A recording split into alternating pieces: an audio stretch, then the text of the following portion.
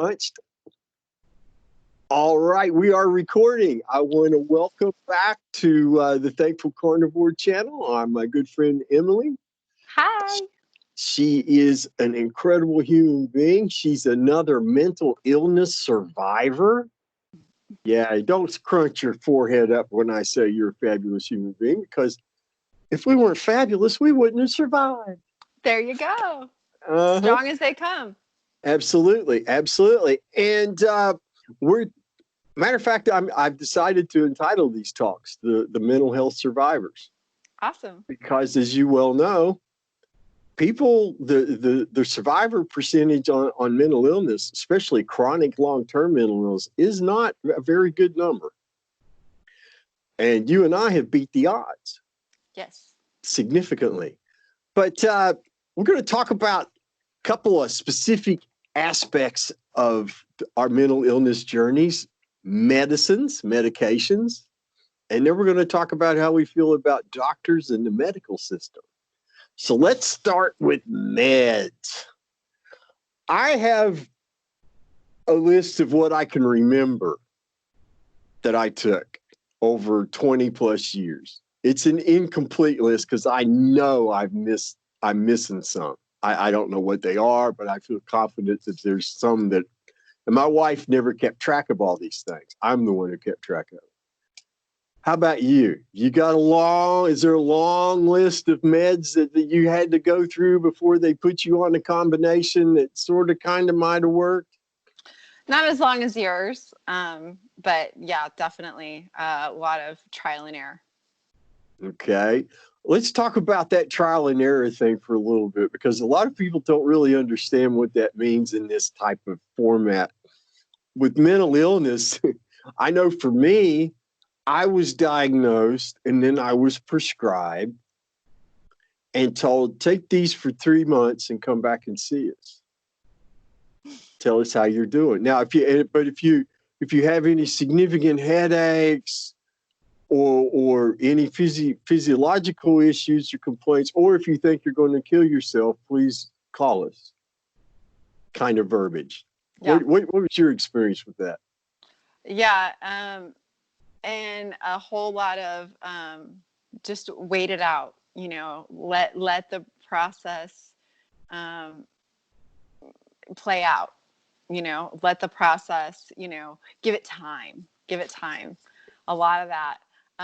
And I didn't have anything that worked, so I never really understood that whole wait out the process. I never got there.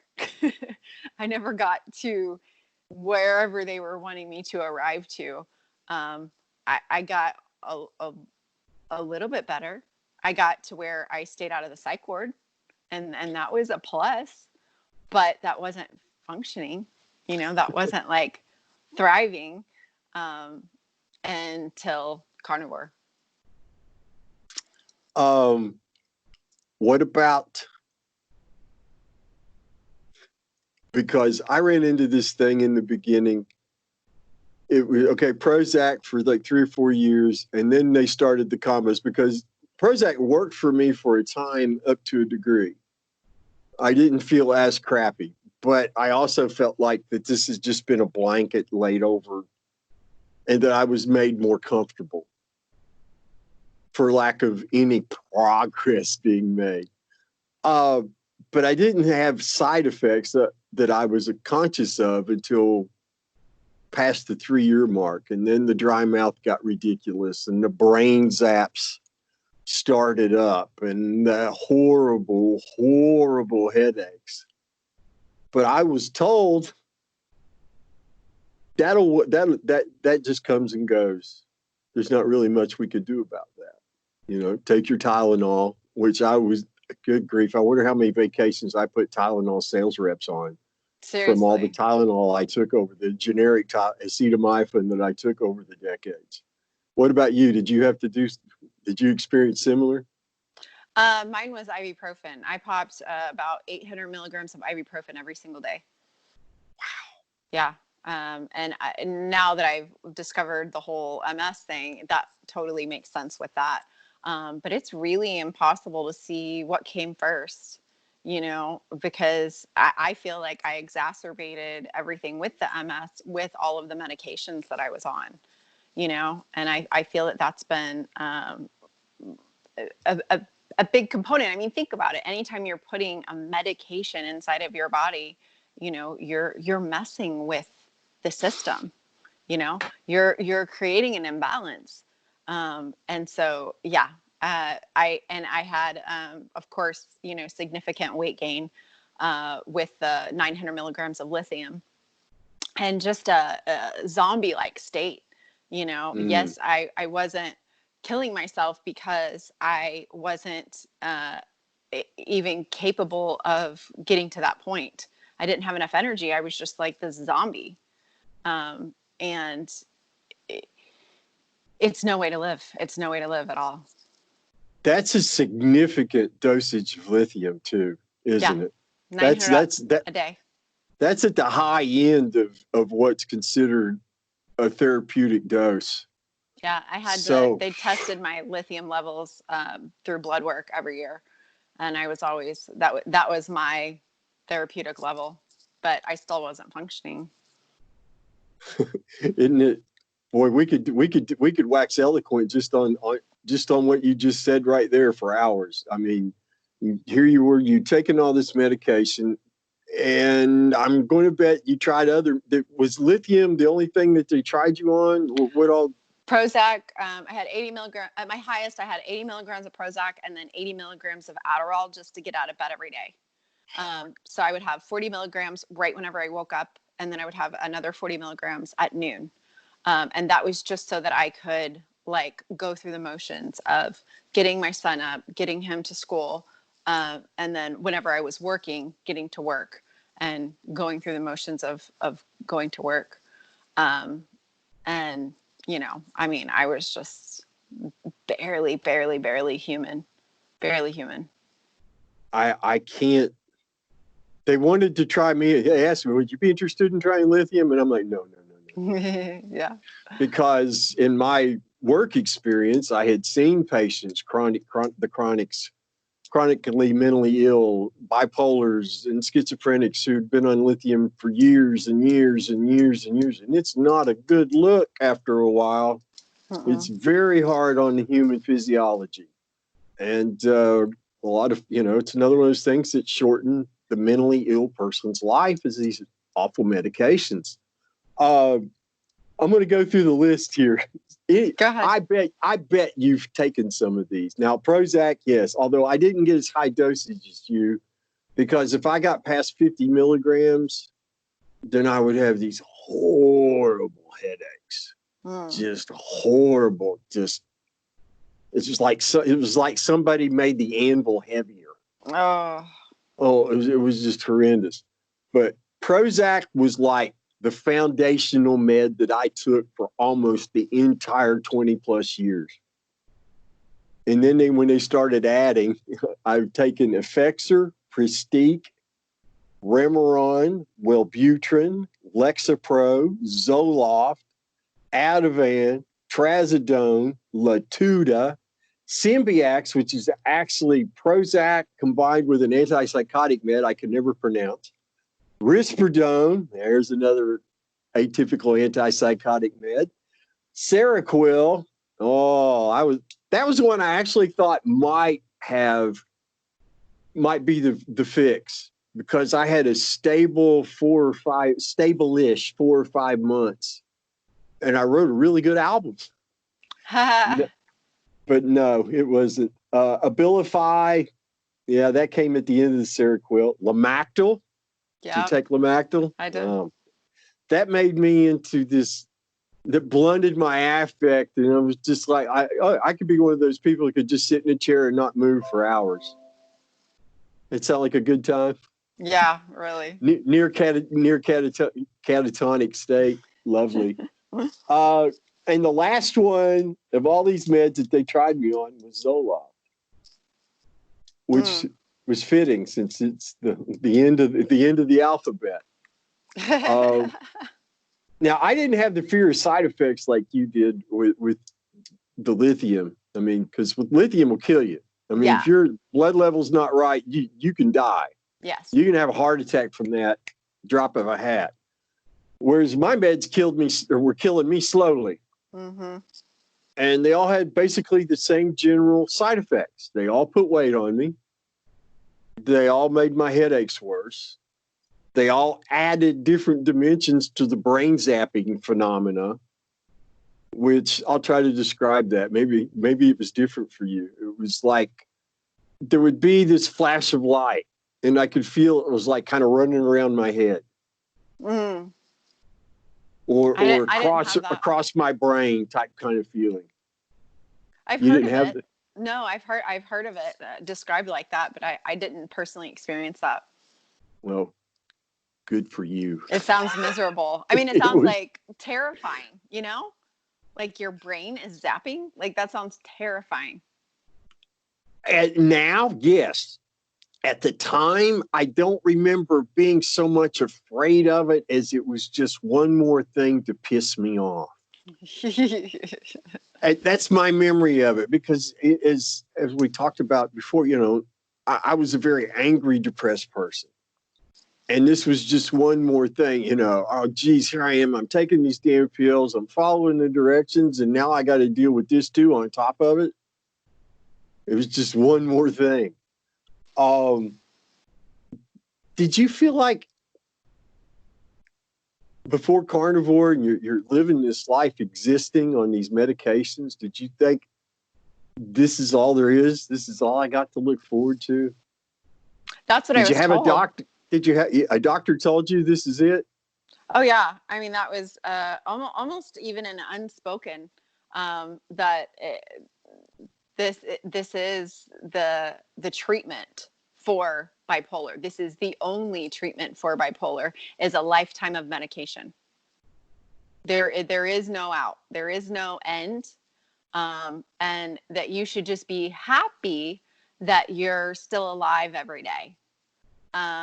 And not expect a long life, because it's better that you're alive and on these medications, even though it's going to cut your life short. You know, because it probably would have cut my life a good 20 years. Oh, yeah, if not more. Yeah. Because with that, you had the obesity. So you've got this comorbidity thing going on. There's all the damage being done from your brain chemistry being altered and whatever else it's doing to your body. Plus the obesity factor, the poor diet, and all the inflammation that's being created from that. Good grief. It's a miracle either one of us is on this side of the grass when you stop to think about it. It is. And there's millions of people still out there, millions of people still in the pit of mental illness hell, and they don't see any way out. They don't know any way out. They're just listening to their doctors because that's all they're hearing. You know what I mean? This is such a small message that is not broad. It is not across many, avenues at all.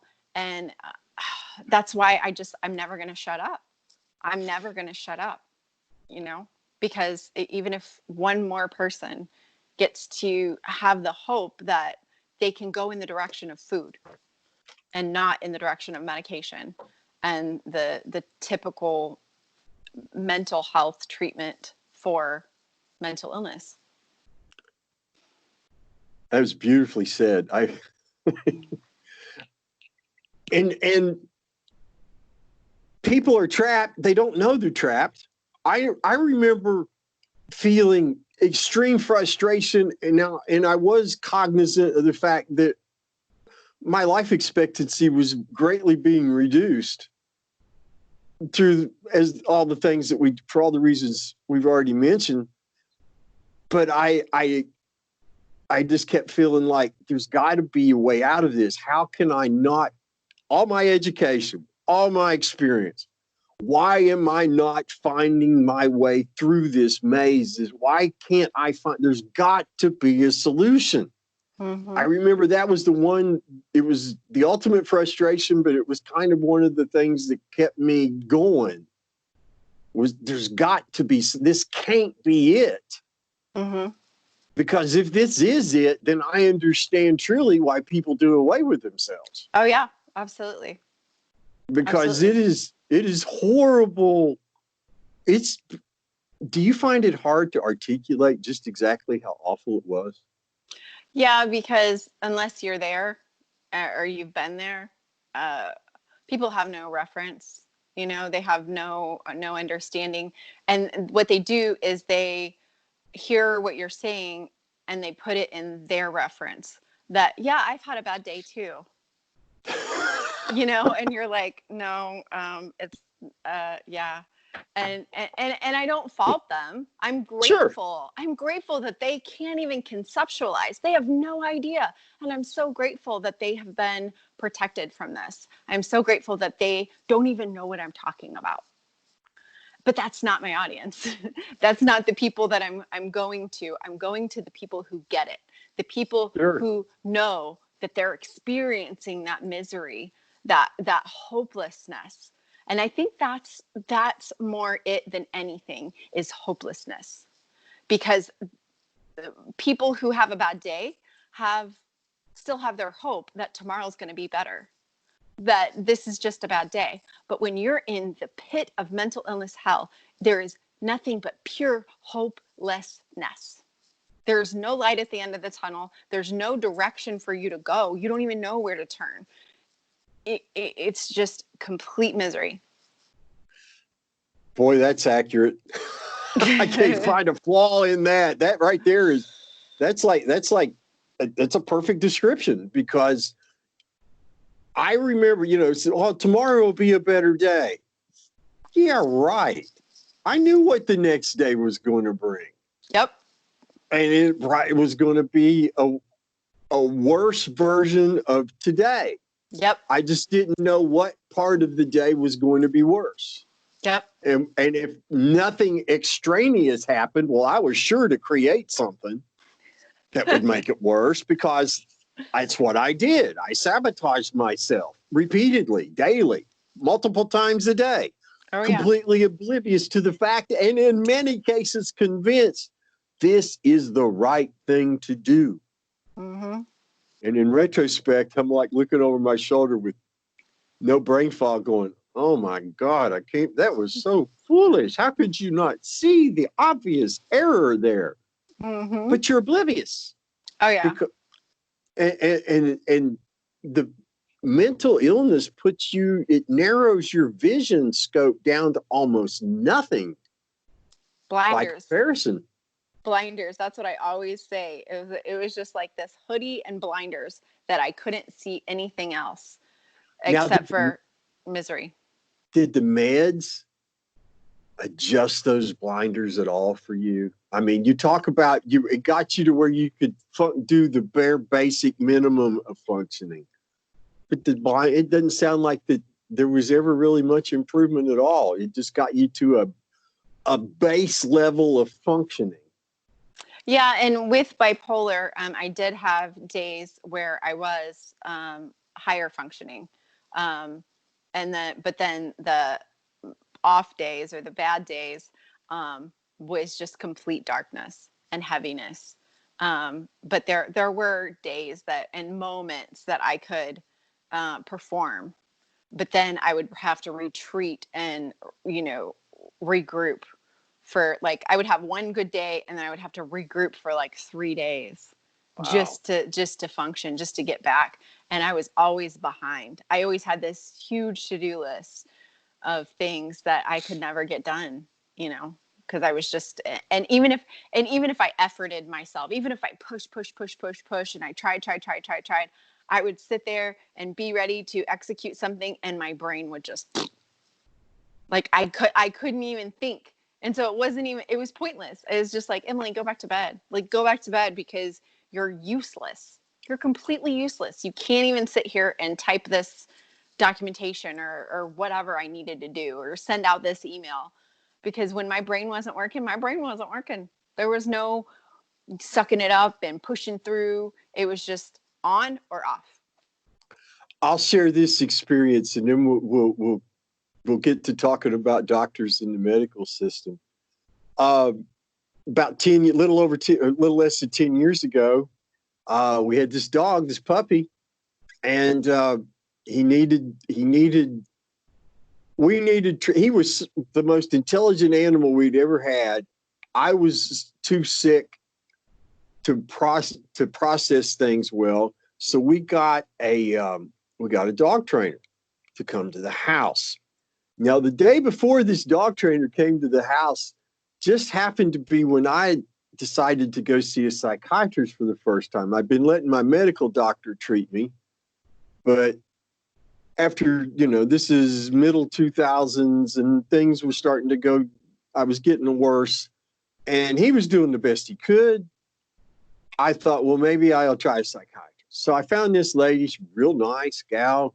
But she put me on the Lexapro, and she made some other changes like 2 days before the dog trainer came over. So, and I remember sitting there thinking, I am just too effed up on all these meds to process a word this woman is telling me. We've paid this money for this lady to come here. She's a professional. She was awesome. I watched her. She gave excellent instructions, easy to follow. But I got up and tried to even speak in the verbiage that she wanted. I couldn't make a coherent sound. And finally, through the course of conversation, she said, well, I'll do this. It's obviously that the medicine is messing with you. Because I had to finally tell her, I said, I had a recent medication change. I apologize. I couldn't do it.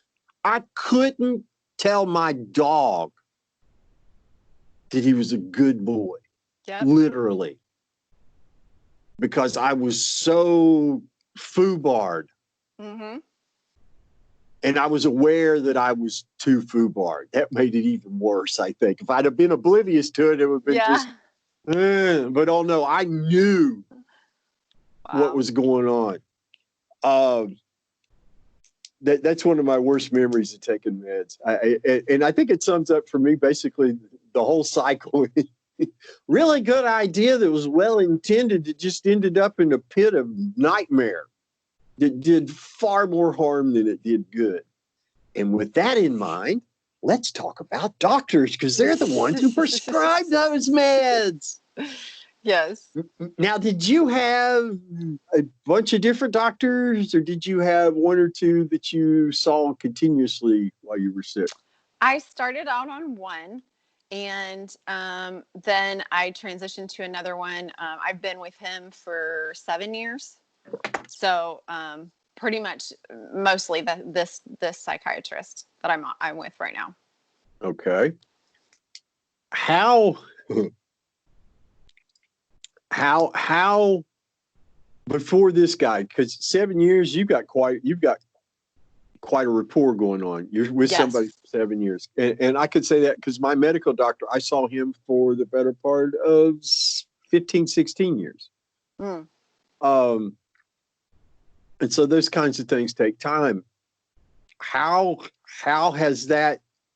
have you seen that evolve in a way, in a therapeutic, beneficial manner over that? Is because you were following the rules. This is the treatment. This is what's available. This is standard of care, lithium and all these other meds to counteract what did you have to take to counteract the side effects of lithium? I didn't. Wow. Have to take anything else. Yeah. No. That's incredible. Somebody usually had to take something to keep Tarchive. What's the word? When you got the shakes, the trembling. I didn't get Tarchive dyskinesia. Was that the right term? I can't remember. I used to know all this right off the top, flow off my tongue like water, but I had hair then. No, I didn't have to take anything. I didn't never have tremors. Okay. Well, that's wonderful. That's very unusual, because I've seen people that Benadryl or some other type of antihistamine had to be taken to deal with those. Otherwise, they literally shake themselves to death over time. So how Now that you've come this far, how do you feel about your current position in the medical system? Um, it's been really an interesting journey with him because, and the reason that I still see him is because he has a very good instinct of reading me. Mhm. Um, I think that he's actually a really good like therapist. Not Right? necessarily do I really value him as a psychiatrist because I feel that it's just all that he knows. That he was taught just meds, meds, meds. And you know, how can I really blame him for not knowing because the most of the world doesn't know, you know? All psychiatrists don't know. No psychiatrist is being trained to treat mental illness with food. That's I right. mean, no psychiatrist is going to med school or going to any of their courses and being taught to treat mental illness with food. So when this happened to me, he was just like, "Oh my gosh, like that's great!" Like he was so happy, but then he didn't know what to do with me. He was like, okay, so, you know, and he knew how to titrate me down. He knew how to get me to slowly get off of the meds. And now, whenever I meet with him, still, he's just like, so, how's it going? You know, like we don't, you know, but I want to stay in contact with him because if for some reason my gamble on carnivore is wrong and I do start to spiral, I know he'll see it because he has a really good therapeutic instinct. He has a very good, and I trust him. I really do Hmm. trust him. But he really has nothing to serve me with as far as, you know, being a psychiatrist. All he can do is go, wow, that's really cool. That's really cool. Does he show any curiosity at all? Does he show, has he shown any interest in carnivory or I think see, he that's doesn't the know part what that to do with me. that's the part that annoys me. You know, you're talking about, you know, my doctor didn't know what he didn't know. Mm-hmm. I'm sure he felt, and he was a good guy. I mean, I have nothing personally against the guy I had for 16 years. Dr. Hester was his name. He gave me his cell phone number. He asked me, had me calling him on the weekends because he was so worried about me, especially if he changed my meds. Boy, I'd get that phone. He'd give me, here's a car with my cell phone number on it in case you lost the other one. Uh-huh. And he knew damn good and well I didn't, but he still gave it to me just in case because he was worried about me. Yeah. And I remember at the time, side note, thinking, I've not been behaving any weirder than usual. Why is he so worried? And it later dawned on me because I was a lot sicker than I realized. Mm-hmm. But he never verbalized any curiosity. Mm-hmm. He didn't say, well, I've been researching or I was asking somebody. He did mention to me once that he talked to a drug rep about me, Mm. which I now know is like, yeah, drug rep, that there's no help there. All you're going to get from them, oh, well, we've got these meds that are just coming out. Let's try them all on him and see what works. Yeah, yeah. You're a Let's, little lab rat. yeah, just throw some more crap up against the wall and see what sticks. Exactly, exactly. But it just never seemed, he was never inquisitive. Mm. And I think that's the part about the medical system now that's so incredibly frustrating. Nobody seems to be curious. Why? See, if I was your psychiatrist, I would want to know why in the hell is this working? Well, but I think Why in is the framework, why isn't what I gave them before not working? And why is it that only certain doctors are, it's like, oh, my waiting room's full of people that I've been looking at for 10 years and they're all fatter, sicker, and worse off. And I'm just now noticing it. It's and crazy. I think that that is the typical framework. That's their normal. That's what they do. And I don't think that they know any different. and my psychiatrist, he didn't know what to do with me. I believe that he thinks I'm just this outlier, this just random outlier that all of a sudden this resolved, which I think is ridiculous. I think is absolutely like, why is my bipolar just gonna like magically go away?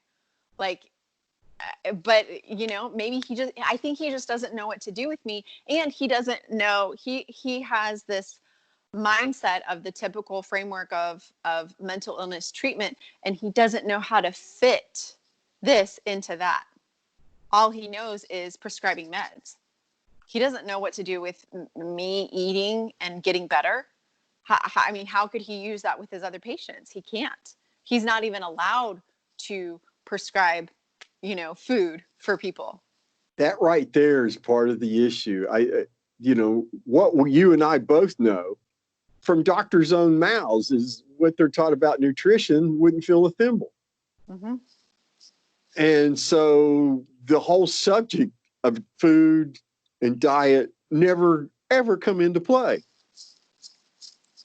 I think my doctor said to me that I needed to be more devout to my Atkins diet at one time when I was doing Atkins for that period of time, because he's like, I think, you're at your age, you don't want to be as heavy as you are, but never related to the illness. Yeah. So how do you view the medical system now? Somebody, of course, I know how you would deal with somebody now if they came, I've just been recently diagnosed with bipolar. And you're going to say, well, let me share my experience with you. Yeah. How do we've got this albatross, this paradigm, system management, disease management versus what you and I preach, let's go to the root, let's create health. How do we break through the programming, in your opinion? Because I know you've had to have thought about this. Oh yeah. Because as a mom, you think about, okay, how am I going to treat my son? How am I going to treat my family if things come up? But I have zero faith in the medical system. I zero. Like, even with my neurologist, he doesn't want to talk to me. He literally, he might as well just like put his fingers in his ears when I talk, because he just doesn't hear me. He thinks that I am reckless and that I am out of my mind, that I am not taking his medication for MS. And, I think that he's out of his mind for not recognizing the fact that I have zero symptoms ever since May 9th of 2019. So I've already hit a year that I've been able to walk, talk, function, everything resolved. Go back to work. Yeah. Go back to work full time. In this very field. Yeah. Cognitive dissonance is a killer. Mm-hmm. And my neurologist, he's not even curious about this. He doesn't even want to talk about it. And I think that's where I believe that everything is broken. I don't believe there is any salvaging that, because they don't even want a conversation with me. I'm not asking them to do a scientific study or anything. I'm just asking them to look into it, to talk about it. And they don't want to. They're just like, oh, you ate meat and you're better. Okay, I don't want to talk about it. I can't comprehend it. It does not compute. Input not accepted. Yes. I see that. I've seen that on Twitter. I've not seen that face to face with the physician yet. I have wondered at times, if I had the money, I'd go down the street and see the last doctor I've seen. The guy who looked me in the eye and said 90% of the people with your lab values can't turn it around with diet and exercise. And I've thought about that at times. if I ever have the money to burn, I might do it, because I'd want to ask him, what do you have to say now? Mm-hmm. Can you, are you open to are you open to the fact, because you can't deny, I mean, my physical state, my physical wellness, your physical wellness is undeniable. Mm-hmm. You Absolutely. are 100% symptom free.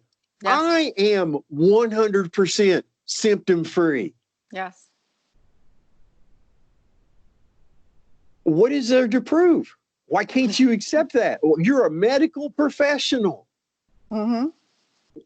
You can't even be curious as to how this is possible? Why isn't there a line at your door? Why isn't there a line at my door to take our blood? Mm-hmm. So that this can be explored and examined. I don't get it. If it was a cure for cancer, if it was a cure for world hunger, well, of course not. There's no money in that. Yeah, exactly. And they have that security in their little rote messages. Like for instance, I had my IUD removed yesterday. You know what that is? I know what an Okay. IUD is. I'm just making sure. He's a dumb man. Maybe we ought to draw No, pictures and crayons sorry. and hold him up for it. I didn't mean it like that. I'm sorry. I'm teasing. But my gynecologist was like, okay, so she was asking why I was having it removed, and I said, well, I've read some studies, and there's some correlations between IUDs and multiple sclerosis, and so I'm doing so well that I want to make sure and remove anything in my body. Like I've got my amalgam fillings removed, well, half of them. I'm still waiting for the coronavirus to open up my dentist appointment or dentist office. But I said, so I'm just, I'm doing so well and everything. And she was just like, okay, well, we need to make sure and talk about birth control going forward. And I said, actually, I'm really okay if I have another baby. And she was like, oh, you're 41 and you've been diagnosed with MS. And that's not really recommended. And I said, well, I would argue that I feel like I'm 25. So I get what you're saying, but you probably haven't had another patient with MS who's 41 who eats the way that I do. And so I'm going to go ahead and gamble on that. And I think it'd be really cool if I had another baby. I have so much energy, and I actually might have 2 or 3 more. That's just where I'm at. That's how I feel. And she was just like, okay, well, I'm going to have to recommend that you not do that. What she said is, I'm going to have to make you aware of the complications that you could have a baby with Down syndrome. And I was just like, wow. She said you could exacerbate your MS and you could have a baby with Down syndrome. And let me interrupt just a second, please. Were you symptom free at the time of this conversation? It was yesterday. I wanted to make sure I heard that right. It was yesterday. That's what I thought you said. So here you are, and this is not the first time you've seen this doctor, I assume. No. So this doctor has watched you. And she's overweight. Oh my goodness. Yeah. It was just like, what it is it's so hard because I respect these people because they're so intelligent, but then you get to the basic logic and they're just frozen. They don't know how to even enter into a conversation. Like it was almost like I was talking to a robot. Like she wasn't even acknowledging what has happened. This phenomenal progress. She was just like, yeah, but I got to tell you that you have MS and that you shouldn't have, or that it's more likely that you're going to have exacerbation of MS and that you're going to have a baby with Down syndrome if you try to have a child at 41. But correct me if I'm wrong, but there's nothing in your blood lab values now to indicate MS is present at all, right? No, I mean, they haven't done my blood in a while, and I do get another MRI June 1st Okay. to find out. But yeah, there was still activity. There was still activity in my last MRI, and that was in March or April. March or April. I know what we're going to talk about the next time we visit. It's going to be your MRI results. I have a feeling. I just jotted down a note. Yes. I can't wait to hear the answer to that. That's going Wouldn't to that be be phenomenal. so cool? Wouldn't that be amazing if my MRI comes back with no MS activity? I expect it to. I don't see any reason why it would at this point, to be honest, because that's not a partial. That's not I kind of got MS. You either got it or you don't. Yeah. It's like trying to be a little bit pregnant. No, you can't do it. You've either got it or you don't. Yeah. And I have zero signs that I have it. Zero signs. Well, I share similar feelings about the medical system. I haven't run into it the way you have because I removed myself from it basically in 2017. I haven't been back to see a doctor since. I haven't had a reason to. Yeah. And every aspect of my life has just improved in explosive, joyful, beautiful ways with no downside experienced of any kind. And, but it just seems to me that people like you, like me, Amber Wentworth, Sean Baker, everybody in the community, and you know, the Gormies and all these people that have undergone these amazing transformations, and Dr. Baker with his simple, down to earth, plain explanations of, hey, what's better? We've got these results here. Or why aren't you, why don't we pay attention? It's not just a couple of hundred outliers now. Yeah. We're not just 1,000 or 2,000 outliers now. Mm-hmm. We're many thousands of outliers now. And you're constantly dealing with new people coming to you asking questions. I'm constantly dealing with new people coming saying, I heard your talk. I saw your video. I need to ask you a couple of questions. So we're moving the needle that way. Yeah. And I believe, as Dr. Baker has described before, we're in an asymmetrical war. We're basically in a guerrilla war. And I separated myself from the system because what is it going to do for me? Nothing. I do want to go back once and officially have in my medical records the diagnosis of depression, et cetera, taken off. I do need to do that. I do need to do that. I just want to make sure I got the coins together to do it before life without insurance is fun, as you probably have experienced on occasion. Yes. But I think it's so important that we find all the Bretts and Emilys out there. Yes. So that we can get them doing what we're doing in a way that suits their skills, so that we can spread the word to more and more people. I think that's how we change the system. Yeah, I think we're creating more.